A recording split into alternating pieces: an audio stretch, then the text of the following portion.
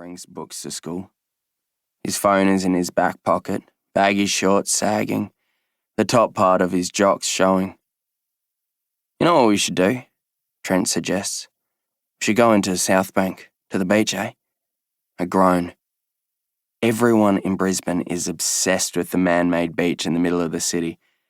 Back when Dave was being all chummy with me, trying to show off how great Brisbane was, he took me and Mum there. It was full of screaming babies, paddling in soggy nappies. Back home, we had waterholes and rivers for swimming in.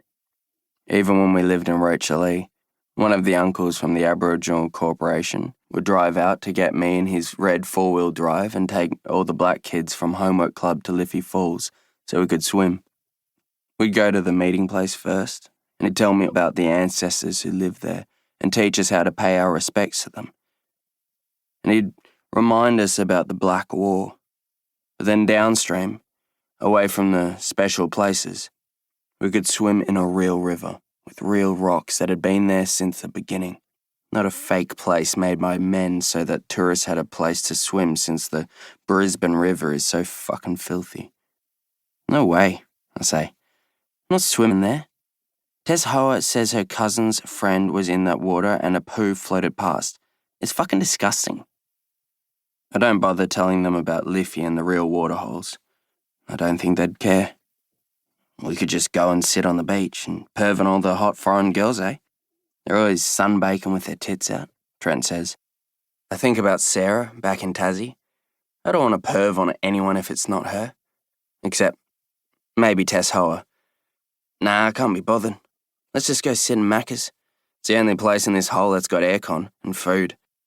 I march ahead and don't wait to see if they're following. Doug's right. It's real fucking hot here. It's not the right sort of heat, and I hate it. I hate the way the air feels heavy in my lungs.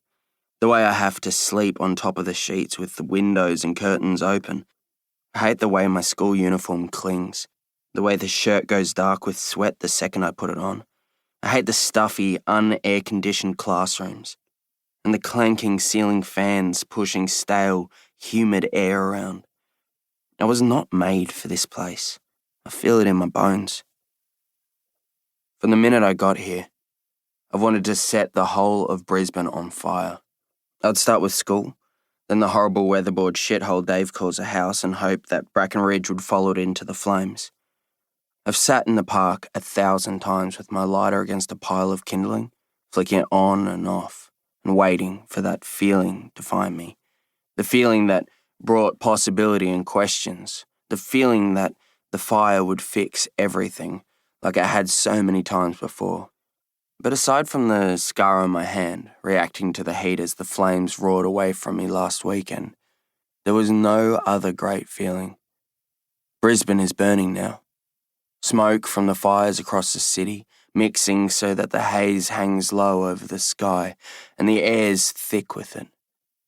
But there's no magic in my purple Bic lighter right now. I can smell McDonald's before we reach the shopping centre. It stinks of grease, and the smell combined with the heat hits me in the pit of the stomach. I gag, but as we get closer, my stomach grumbles. Greasy hamburgers and chips aren't my favourite food, but in the last year, they've become a staple. I eat whatever is quick, easy and cheap, because most of the time I have to feed myself with money I pinch off Mum and Dave, or scrounge from Doug and Trent. Sometimes, if I'm lucky, the school will put on food for the black kids and I get a proper lunch, but that doesn't happen very often. If I waited for Mum to feed me, I'd probably be dead.